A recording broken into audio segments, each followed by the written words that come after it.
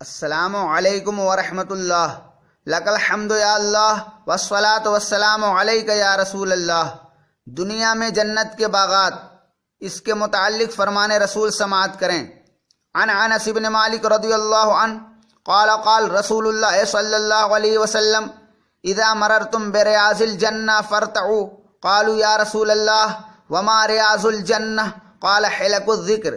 امام ترمذی نے کتاب الدعوات میں، امام بحقی نے شعب الایمان پارٹ 2 پیج نمبر 66 پر، ابن عساکر نے تاریخ دمشق پارٹ 10 پیج نمبر 386 پر، امام احمد نے مسند احمد بن حنبل پارٹ 19 پیج نمبر 498 پر، امام بزار نے مسند البزار پارٹ 13 پیج نمبر 310 پر، امام اصبہانی نے حلیۃ الاولیاء پارٹ 6 پیج نمبر 286 پر، اور امام منذری نے الترغیب و ترہیب پارٹ 2 پیج نمبر 262 پر، اور اس کے علاوہ امام سیوطی، ہندی، نووی وغیرہ نے بھی اس حدیث پاک کو نقل کیا ہے۔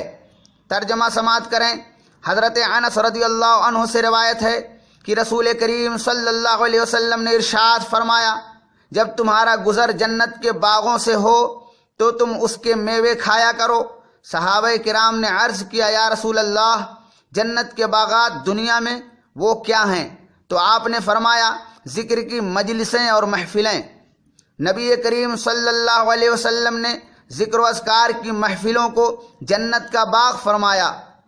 لہذا جب ہم میں سے کوئی ذکر و اذکار کی محفل کے پاس سے گزرے تو چاہیے کہ اس میں شامل ہو جائے اور قیام جنت کا حقدار بنے۔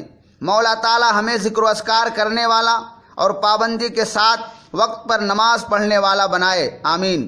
سو پلیز میرے سنی چینل ایم جی مصباحی کو سبسکرائب کریں تاکہ آگے آپ کو نئی نئی جانکاری ملتی رہے، اور اگر حدیث اچھی لگا کرے تو آگے شیئر بھی کیا کریں۔ Thank you for watching and listening.